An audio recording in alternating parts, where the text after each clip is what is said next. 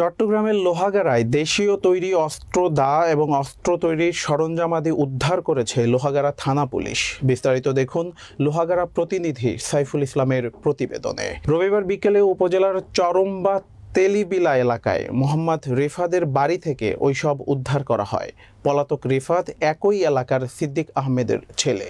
গোপন সংবাদের ভিত্তিতে লোহাগাড়া থানার অফিসার ইনচার্জ রাশিদুল ইসলামের নেতৃত্বে পুলিশি টিম রিফাতের বাড়ি ঘেরাও করে তল্লাশি চালিয়ে রিফাতের শয়ন কক্ষের বিছানার বেডের নিচ থেকে একটি দেশীয় তৈরি অস্ত্র, একটি ধারালো দা ও অস্ত্র তৈরির সরঞ্জামাদি জব্দ করে।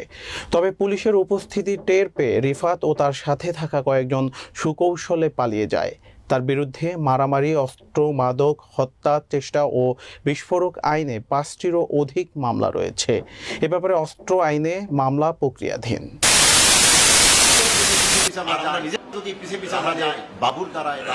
আইনানুগ ব্যবস্থা প্রক্রিয়া আমরা এগুলি সিজ করতেছি। সিজ করে থানায় গিয়ে আমরা যথাযথ আইনানুগ ব্যবস্থা গ্রহণ করবো।